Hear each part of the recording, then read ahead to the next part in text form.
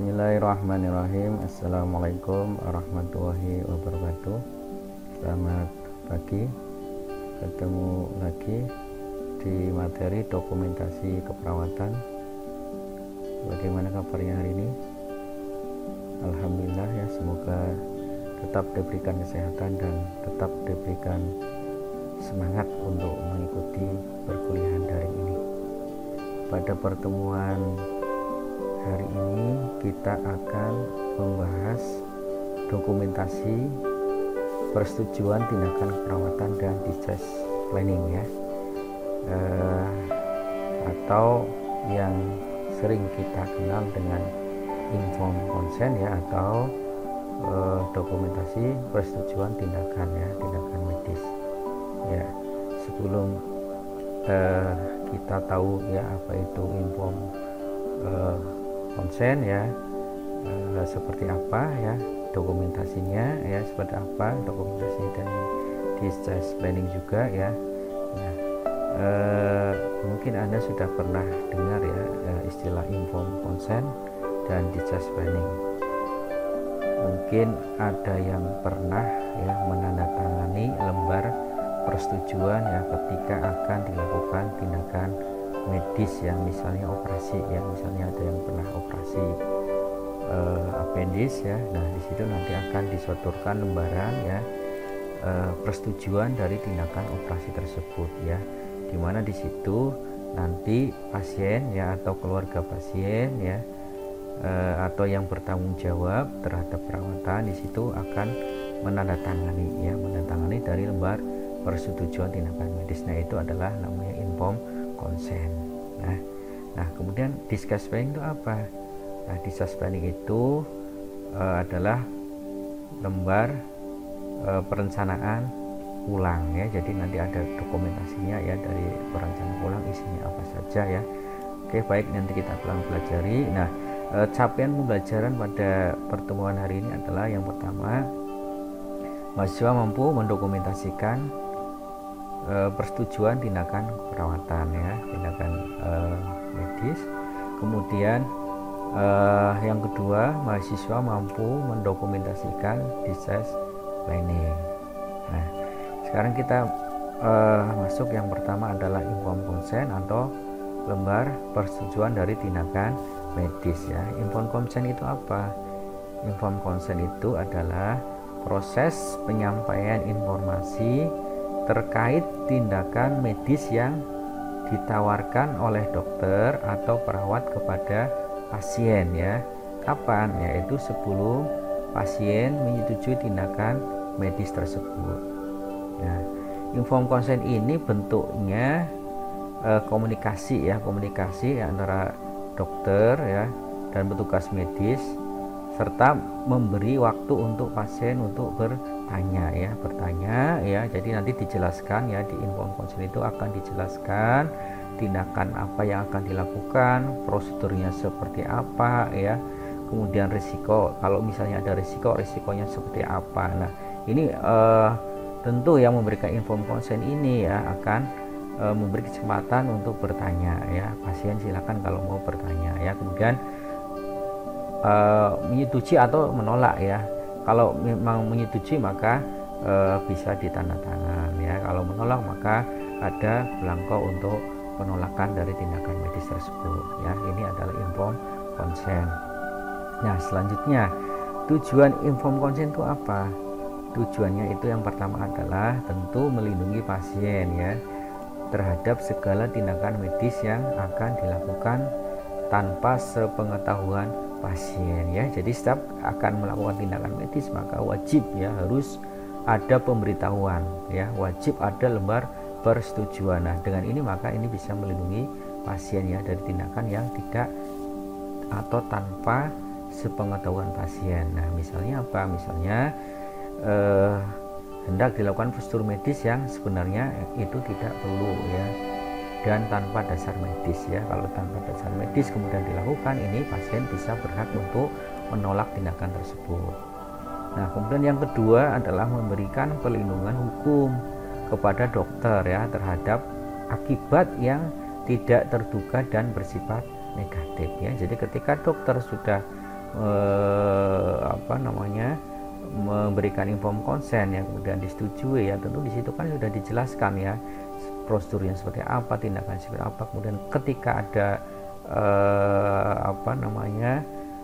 komplikasi ya, ketika ada sesuatu yang tidak diinginkan ya, di situ sudah dijelaskan. Nah, maka ketika ada sesuatu, maka ini dokter sudah punya ya, karena sudah ada lembar persetujuan dari pasien ya. Jadi ketika ada gugatan, nah ini bisa sebagai legalnya ya.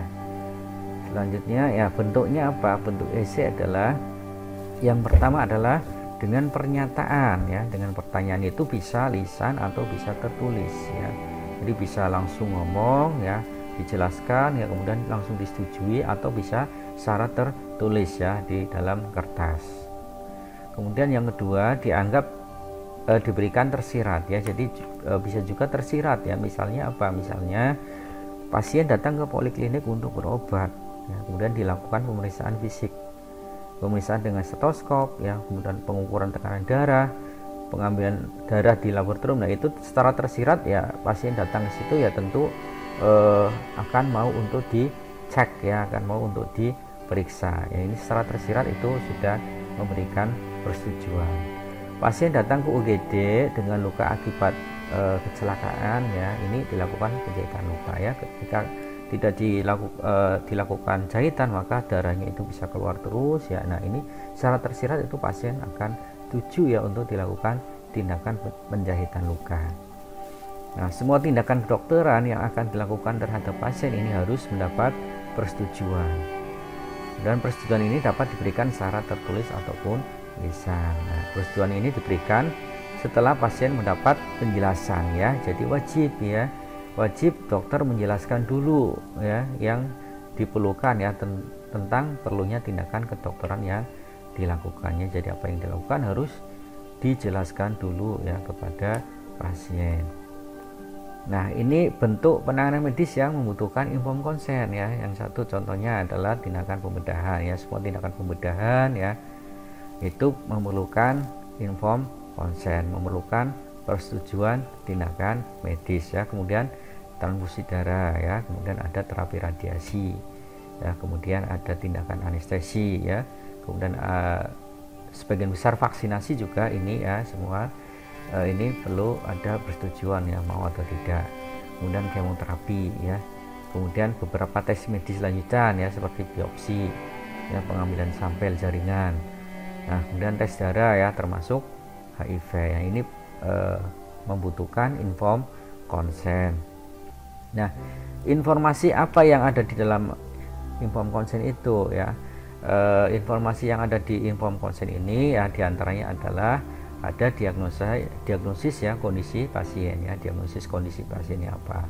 Kemudian nama ya, tentu ada nama ya, dan tujuan dari penanganan medis ya, namanya siapa, kemudian tujuannya apa dari penanganan medis itu. Tujuan apa dilakukan operasi, misalnya operasi pengangkatan usus buntu. Nah, kemudian manfaat dan risiko tindakan medis yang ditawarkan ya. Jadi ketika ada risiko, maka di situ juga harus dijelaskan ya, risikonya apa ya, kemungkinan risiko. Kemudian tindakan medis lain yang dapat menjadi alternatif ya, beserta manfaat, prosedur dan risikonya. Nah, ini informasi yang ada di dalam lembar persetujuan medis. Nah, ini tugas perawat apa ya? Tugas perawat dalam kaitannya inform consent adalah memeriksa sebelum operasi atau tindakan medis dilakukan ya.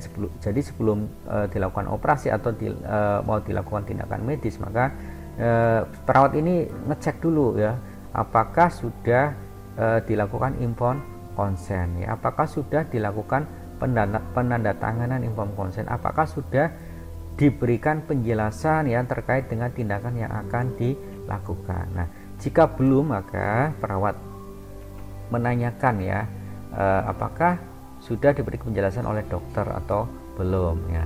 Nah, kalau misalnya dokter belum memberi penjelasan, maka ini perawat harus segera menghubungi dokter ya, atau pendatangan ini bisa ditunda dulu ya.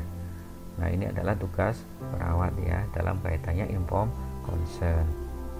Nah, ini adalah contoh dari lembar persetujuan tindakan medis ya, atau inform konsen ya. Jadi di sini ya ada memuat tanda tangan ya, saya yang bertanda tangan di bawah ini ya namanya siapa ya, ini namanya ini siapa yang mengisi ya, yang bertanggung jawab terhadap pasien, bisa pasiennya sendiri ya, kalau pasiennya sudah dewasa ya, kalau anak-anak ya pasti keluarganya ya, keluarganya, orang tuanya. Nah, kemudian persetujuan ini untuk dilakukan tindakan medis apa ya, di sini dituliskan ya, terhadap diri. Nah, ini kalau diri saya ya di sini ya, anak, istri, atau terhadap siapa ya. Nah, ini umur dan lain-lain ya. Nah, ini kemudian ada yang membuat pernyataan ya, dan perawatnya siapa, nama lengkapnya ya, harus tulis nama lengkapnya ya, saksinya ya, harus ada saksinya juga. Nah, ini contoh dari format pendokumentasian dari informed consent atau persetujuan tindakan medis ya. Kemudian yang kedua ya, tadi dokumentasi discharge planning ya. Discharge planning itu apa? Discharge planning atau perencanaan pulang adalah serangkaian keputusan dan aktivitas-aktivitasnya yang terlibat dalam pemberian asuhan keperawatan yang secara berlanjut ya, atau kontinu, dan terkoordinasi ketika pasien dipulangkan dari lembaga pelayanan kesehatan. Nah, discharge planning itu adalah proses perencanaan yang sistematis yang dipersiapkan ya bagi pasien untuk menilai, untuk menyiapkan dan melakukan koordinasi dengan fasilitas kesehatan yang ada atau yang telah ditentukan, serta bekerja sama dengan pelayanan sosial yang ada di komunitas sebelum dan sesudah pasien pindah atau pulang ya. Ini adalah pengertian dari discharge planning. Nah, sebenarnya tujuannya apa sih? Tujuan discharge planning itu adalah yang pertama, mempersiapkan pasien dan keluarga secara fisik dan psikologis ya untuk pulang dan beradaptasi dengan perubahan lingkungan ya. Jadi ini mempersiapkan pasien ya atau keluarga ya, baik itu fisik atau psikologis, agar nantinya ketika sudah di rumah, ketika sudah pulang, atau ketika pindah ya, ini sudah bisa mampu untuk beradaptasi ya dengan perubahan lingkungan. Kemudian mempersiapkan keluarga secara emosional dan psikologis terhadap perubahan kondisi pasien ya, supaya keluarga ya diharapkan bisa menerima secara baik itu emosional dan psikologis ya terhadap kondisi pasien. Kemudian memberikan informasi pada pasien dan keluarga sesuai kebutuhan mereka ya, baik secara tertulis maupun secara verbal. Kemudian yang keempat, meningkatkan kemandirian pasien dan keluarga untuk meningkatkan derajat kesehatan pasien ya. Jadi bisa meningkatkan kemandirian pasien ya dan keluarga. Kemudian proses pelaksanaan discharge planning ya, prosesnya seperti apa?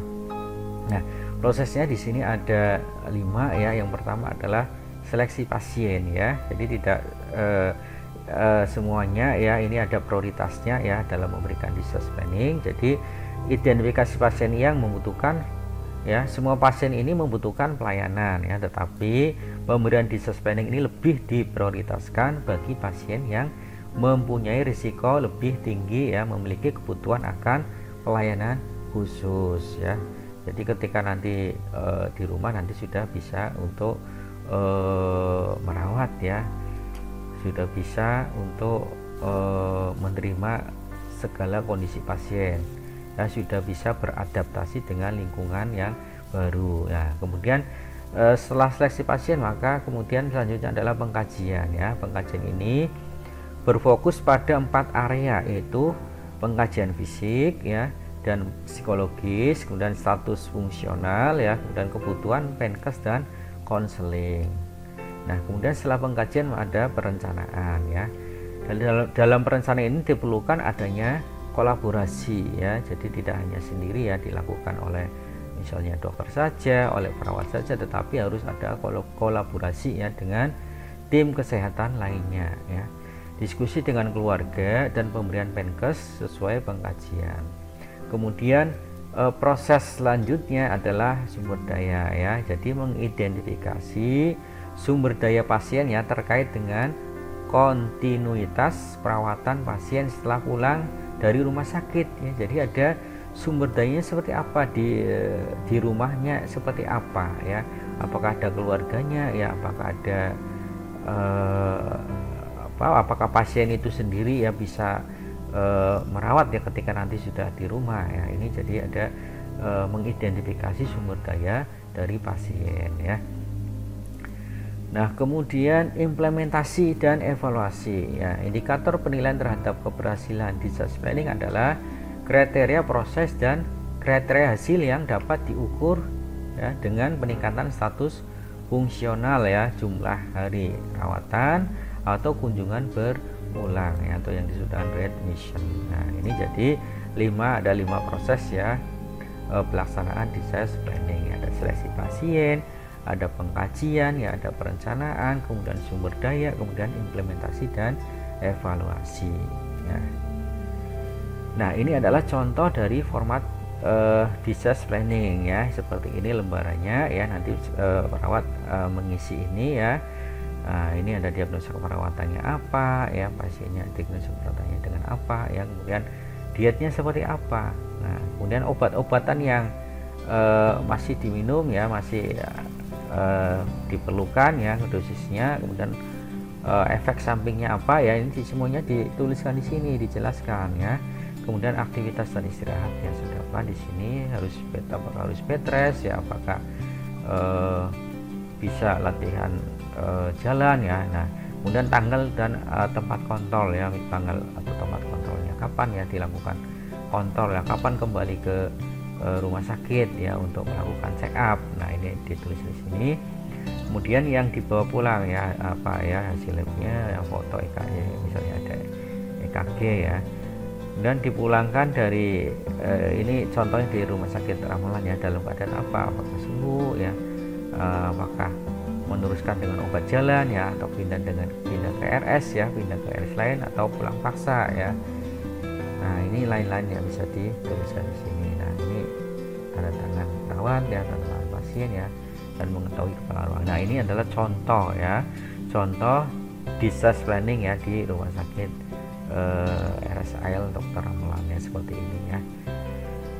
Ya, saya kira cukup ya untuk pertemuan ke-13 ya, materi dokumentasi keperawatan ya, saya cukupkan ya. Jangan lupa untuk mengikuti aktivitas yang ada di LT ya. Terima kasih atas perhatiannya. Wassalamualaikum warahmatullahi wabarakatuh.